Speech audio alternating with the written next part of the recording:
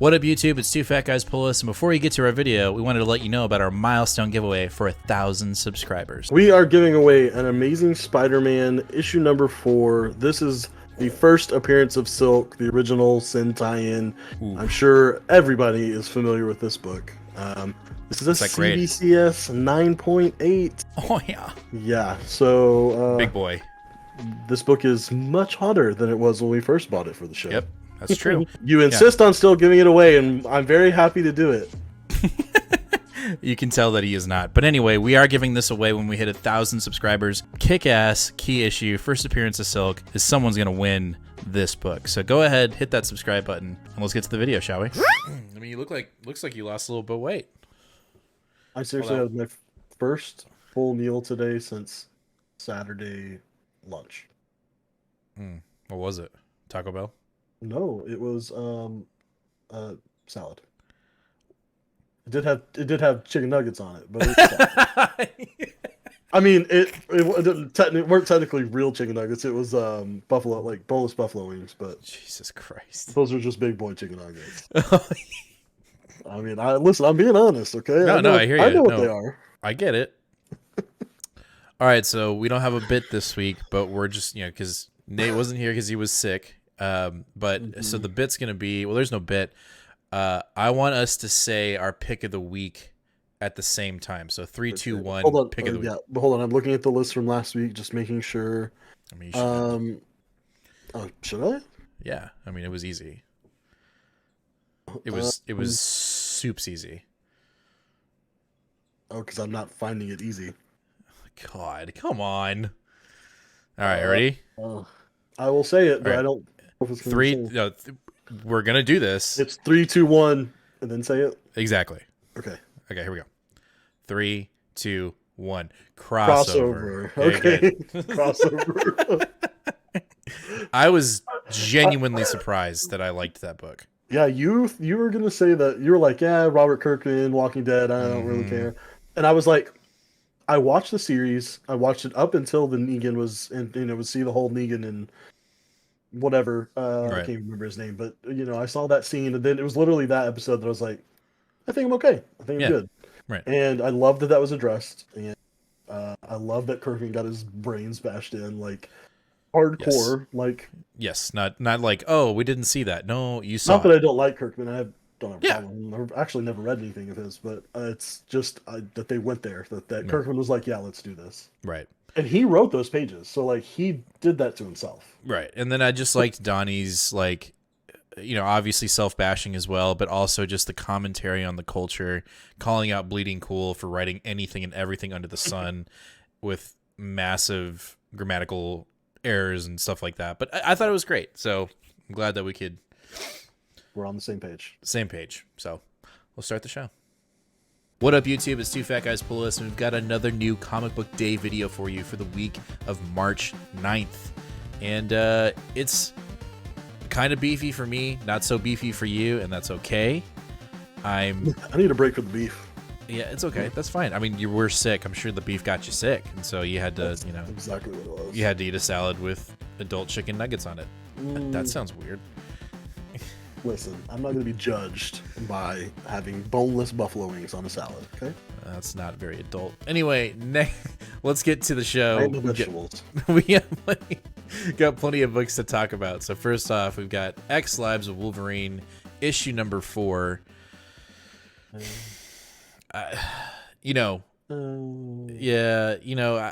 Lives is obviously, we've said it before, has been the book that has lagged, and we're waiting for it to connect to Deaths. We're waiting for it to connect to Destiny of X and really move the plot forward.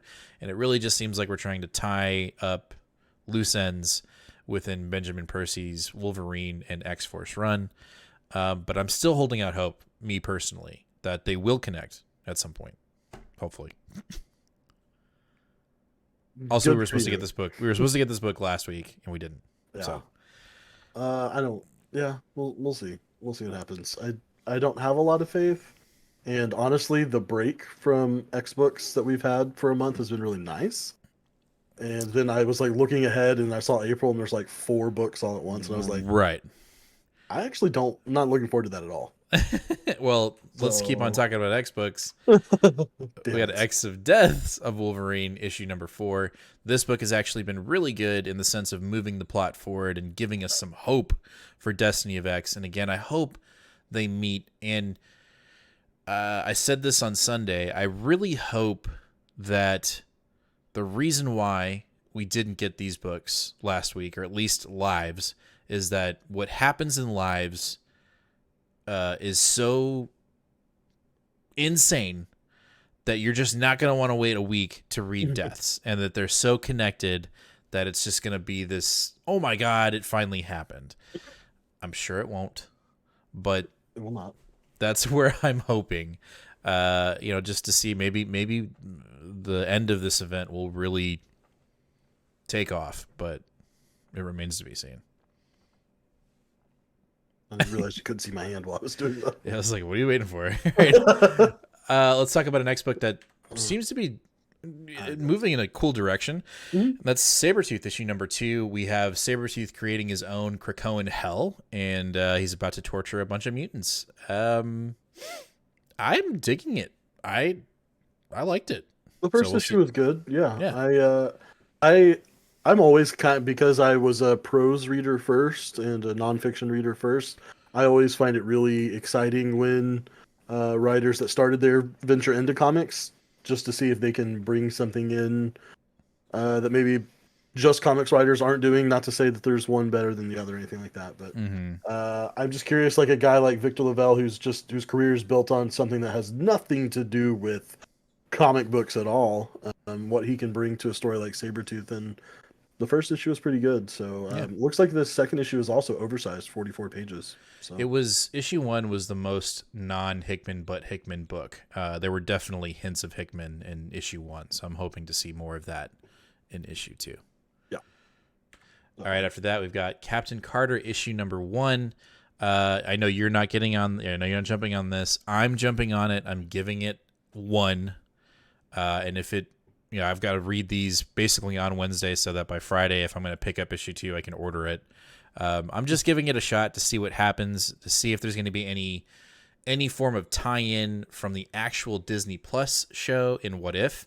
It'd be really neat to see that, because then, the possibilities of that happening from Disney Plus to comics to movies and vice versa, I think will be really cool. So, and I genuinely liked the Captain Carter character. I liked the What If scenario, so I just want to see it play out. And if issue 1 is good, we'll move to issue 2. But I'm not subbing it. I'm not pulling it. It's not an active pull. So, all right, buddy, we'll see. We'll see. Right after that, we have Devil's Reign issue number 5 from Chip Zdarsky. Spoilers. It's already been spoiled. I know it hasn't been spoiled for you. Nope. But it's the other issue. Let me say this. Woman Without Fear. This cover is accurate. That's all I'm going to say. That it's bloody? Sure. If that's how you interpret it. I mean, yeah. Is that supposed... I can't imagine what that's supposed to be besides blood. Right. Oh, are you saying it's... Don't go there. Don't go there. I'm saying someone on this cover is being accurately portrayed into what was spoiled last week. Aw, you just told me it was one of these people. Correct.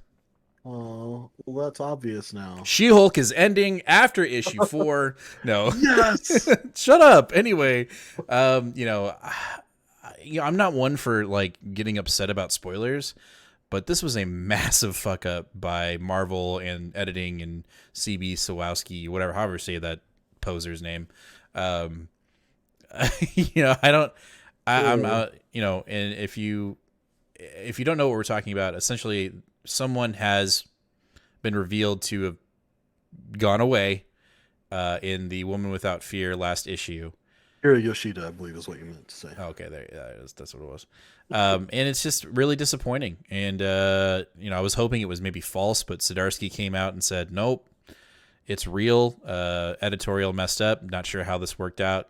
This book was supposed to come out last week, and Woman Without Fear was supposed to come out this week. So it's just a mess, and I hope. I just don't know how I'm going to enjoy this issue. I don't know. I mean, unless it's just that damn good. You can't We'll see. talk about it. Well, because you just ruined it for me. What? It's very obvious who it is if they're on the cover. Yeah, it's that guy. Do you want to edit this part out, or do I need to spoil it for everyone watching too? Next up, we have another Devil's Reign tie-in, which doesn't make sense at all because we got a Moon Knight issue last week where he's already out of jail, and now we're getting a Devil's Reign Moon Knight tie-in about him being in jail. Devil's Reign editorial, you're killing it.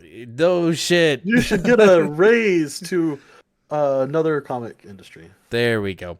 So, I mean, I'm sure this is going to be a good book, but I'm not. I'm just kind of over it already. Is McKay writing it? Yes.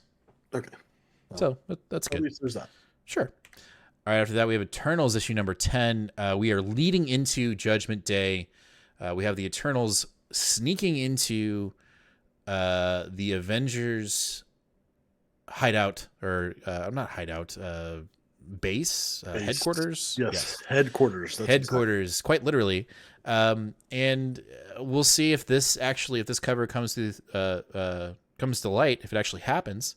But I think this is going to be the tipping point, the starting point of Judgment Day, and I think we're going to start getting little bits from Gillen as we draw closer to the event and as we draw closer to Immortal X-Men. Yeah, I think a good way to point how well this Eternals run is doing in general is that someone like either one of us really that's kind of getting a little bit of event fatigue, even as newer comics readers, especially with the disappointment that Devil's Reign has been. I get super pumped. Like, as soon as this book comes up and I see the Judgment Day is coming on there, I'm like, oh yeah, like that's good. It's gonna be good. Yeah, the build up. I think Gillen will do a good job of the build up. Now it remains to be seen if we're going to get a shit ton of tie-ins. We still haven't done our June solicitations video yet. Is that out? Is there May? I don't remember. We haven't done one where there's books that are clearly moving in that direction. Yeah. So, it remains to be seen if we're going to get a bunch of tie-ins. I'm on the fence because currently with Dan Slott's, event, it feels like there should be tie-ins, but at the same time, it's like, maybe not, because like I'm spending $60, $70. Sometimes I don't need it.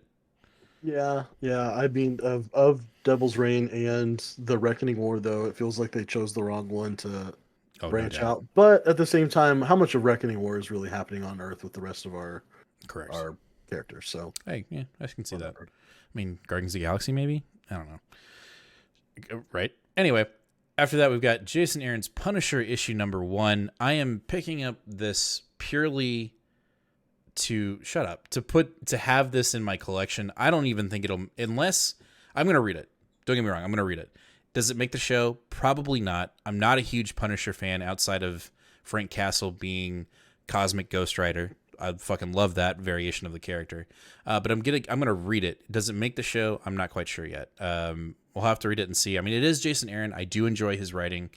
But Punisher is like, it's been in the hot seat lately. I don't know. Yeah. Punisher's just like down here. So I don't know. I'm really picking up purely for the full appearance of the new Punisher outside of the cameo in Woman Without Fear. I keep on saying Women Without Fear. So we'll see. It remains to be seen if it's actually going to make the show. But if you're one of these, collectors or people that buy comics purely for the first appearances and new light things, this is one to pick up for sure. And yeah. All right. After that, we've got Spider-Gwen-Gwenverse issue number 1. Dude, come on, man. It is a great cover. I like Spider-Man characters. I'm not currently reading the Beyond arc. I'm not about that, but I do like Gwen as a character. I like this idea of there being, we always get these Gwenverse covers. We've been getting them since we jumped in, and I'm sure they were around prior to us jumping into the hobby.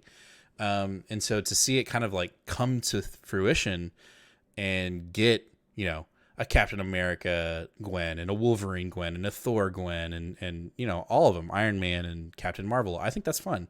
I looked up the artwork. It looks pretty cool to me. I'm giving it a shot. I think I'm going to 2 issues. I'm going to give it 2 issues. If it doesn't move the needle, then we'll just leave it at that. Yeah, So, yeah. totally. All right. Yay, but also boo. Yay, but boo. So Strange Academy is ending in May. Boo. And But it's only been 2 weeks since we got an issue. Yay. yeah, but that sucks because now it feels like I feel like it's just gonna feel rushed. I thought like the last issue felt rushed, and I think we're jetting for the door. And I hope that there's something on the other side of that door. I really hope when it ends, there's like in Strange Academy will be back in October. You know what I mean? Like I'm worried because this book is so good. It's so good, and it did everything. You know, it created new characters that we really didn't have to give shits about, and we've liked them ever since they've been. You know, we've never been like, I don't know. And you look at DC's answer to this, which was Teen Titans United. That book's getting canceled. You know, like, and I could care less about those characters. All I wanted was the Titans. So I'm looking forward to it, but I wish it wouldn't end at 19. 18. But yeah. 18. Shit. What? This is the penultimate. Oh my gosh. Now, okay, I'm pissed. All right. Also, at least both of the variants for this are really cool. You've got the Stegman cover, which is the highlight of that main baddie Gaslamp. Yeah. So, and then there's a Peach Momoko Carnage Forever variant, but it actually has some of our students being carnageized. I know the Stegman one is being hyped up as the one to get. Yeah. If you're... Because everyone's thinking, like, it's so dumb though, because like everyone's like, oh, this Gaslamp, he's a new character, and you gotta hype him up. And it's like, bro, it ends next issue. Right. It doesn't matter what he does. Like, Unless there's a Disney Plus show. I don't think that's too far, but we'll see. Yeah. All right. After that, we've got Thor issue 23 from Donny Cates and Nick Klein. It seems like, or no, it doesn't seem. We know Thor has been empowered by Odin's rage. Fully, he is fully empowered by Odin's namesake power. Because spoilers, Odin died in the last issue. So, you know, say what? He's died before, so that's right. All right. Well, anyway, the point is, you know, we called issue 22 as kind of the turning point. We felt like that's where things were really going to start gathering steam and really pushing forward, and that seems to be the case. So I don't expect nothing but amazing in issue 23. Yeah, this is the finale of this series too. So, I think we'll have a little bit of consequence in this issue. I think, Odin being dead is whatever. He's died before Ragnarok. He's a god. Blah blah blah. He'll be back again eventually. But I think we'll get at least a hint of if he'll be gone for a while, which I think it's time. I think it's time to like remove him from the board. I think ever since Jason Aaron sort of pivoted that way, and said you're the king of Asgard now. I said day one, Donnie shouldn't have Odin in the book at all. And so when he showed up at issue 7, I was like, bruh, no. What are you doing? Bruh. So I like that he's gone. I hope he stays gone. Also, this is Legacy number 749. The next issue is the big 750. So it's going to be overpriced and not in good stock, and 68 pages, $8.99 cover price. And it won't be hardcovered, or it won't be cardstock, and no, but there is going to be a Al Ewing story in this book, and Walter Simonson is coming back to write and draw another Beta Ray Bill story. So I'm actually really excited for it. Okay, all right, that helps it out a little bit. Yep. All right, let's jump over to DC with Batgirl's issue number 4. Artwork amazing, story is starting to pick up. Like I said before, I was worried that issue 3 was going to be more just kind of more character setup, and it didn't do that. So I think we're finally moving in a direction where we're the pacing has picked up a little bit, which I like. Where we have consequence, we have character build up, but we also have a good steady pace of action and consequence, and I'm for it. Mm-hmm. Yeah, this has been a book that for whatever reason as soon as we saw it, we knew this was going to kind of be our shtick, our aesthetic, and so far the since Tinian has left, really the Bat line's been carried by the Bat family. So Hmm. it seems like it'll keep being that way. Speaking of the Bat family, we have Batman Detective Comics issue 1056. We are getting ever so close to the end of the Arkham Tower storyline. Last issue was pretty insane. It was pretty intense. You know, we're finally getting to the consequence, which the build-up I thought was fine. So we'll see, you know, how things will progress and what consequence we'll really get after this is basically over. And then I know that you will speak nothing but good words about the backup. Yep, I absolutely that is true. The backup is amazing. It's literally the best part of this book, and I think the A story is amazing. But Mhm. yeah, I'm really interested in this issue in particularly because we're bringing back Scarecrow, which Mhm.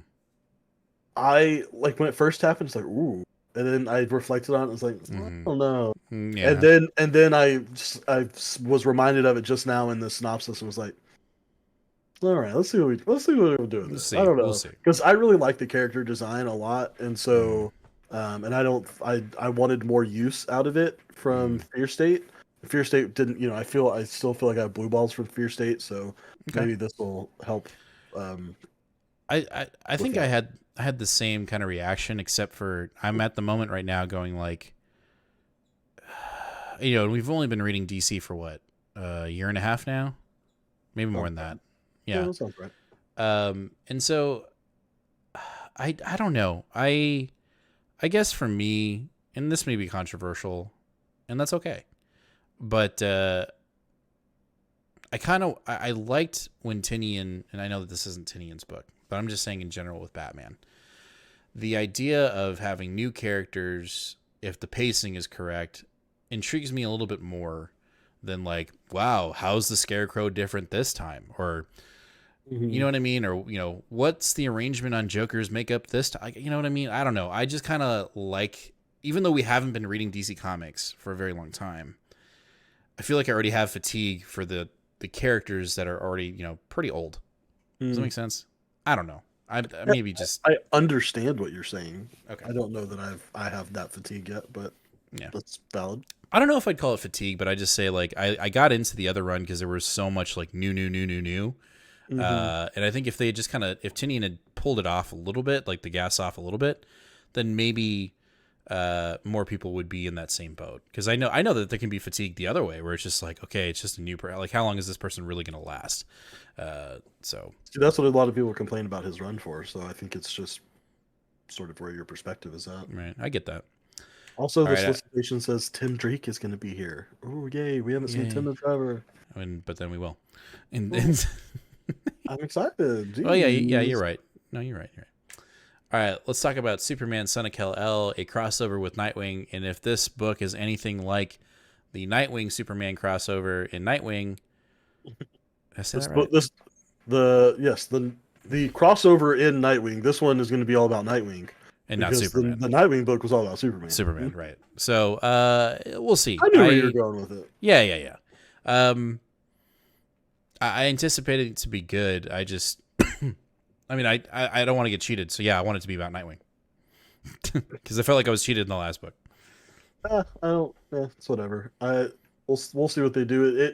What I thought was a little bit interesting was that they were kind of involving Nightwing in the plot line of Superman's story, Right. John's story, and that seems odd if there's not going to be any sort of resolution to that. Hmm. So, but that was only the first half of the book, or But that was only half of the book, and then the other half was just sort of like, hey man, be cool. Yeah, totally. Your dad's cool. Yeah, yours too. Like I don't know, whatever.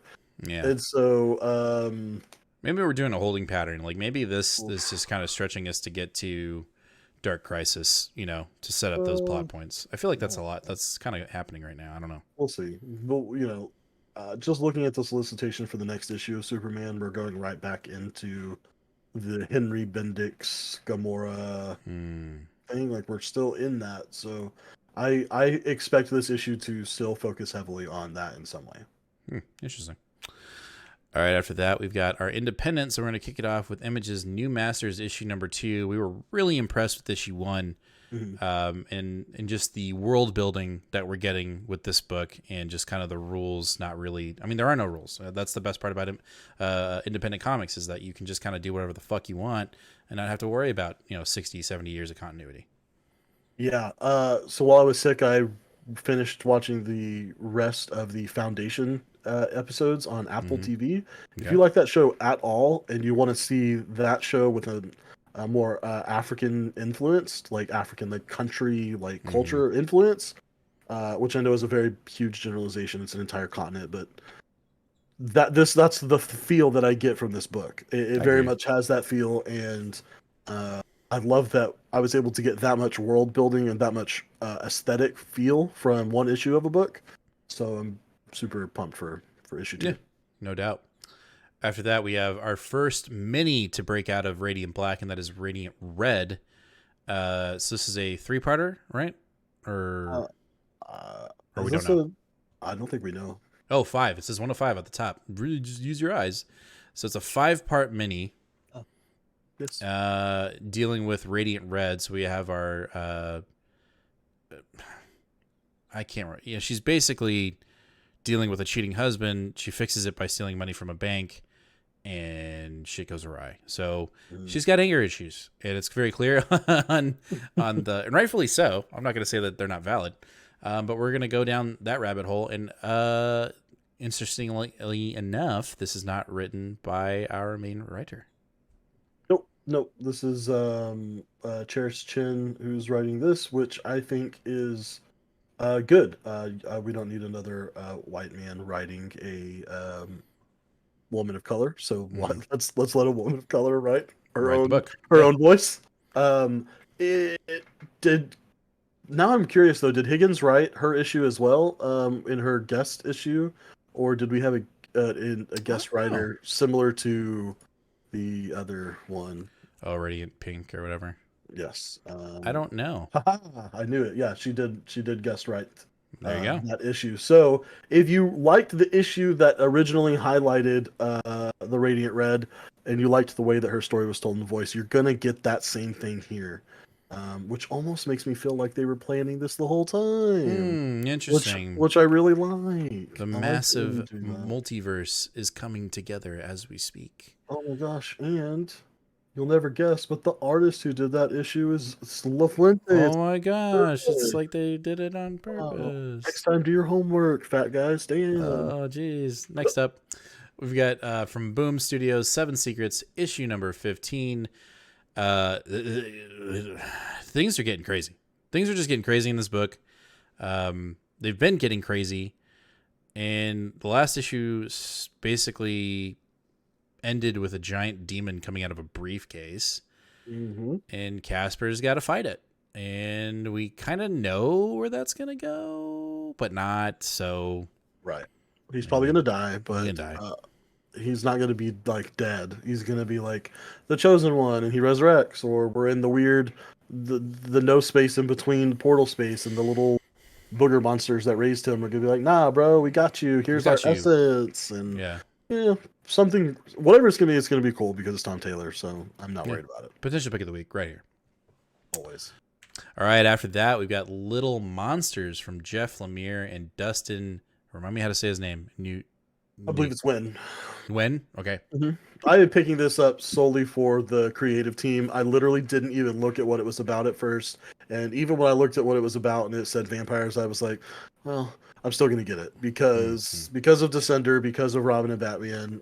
They've done other stuff together as well. But I love all their stuff together. I especially love David Wynn's artwork. So, yeah, this is about the last children on Earth who happen to be vampires.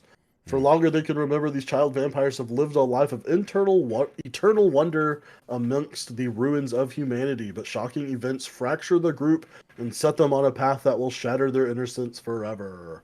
I don't know what it means. I don't care. I'm still getting it. So, Okay. All right. there it Well, is. let me know. I'll let you know. All right, that's going to do it for our show for this new Comic Book Day video for March 9th. Make sure to hit that subscribe button, ring that bell, give us a like, and we will see you guys live this Sunday, 8 o'clock Central Standard Time, here on YouTube. We will review all of these books, or at least most of them. Yeah, we'll get to it. It's going to happen. No problem. I'll try not to be puking this time. Yeah, or at least, yeah, just don't. Just lay off the beef. Lay off the beef. We'll see you guys in the next one. And as always, guys, read more comics. We'll talk to you later, fam.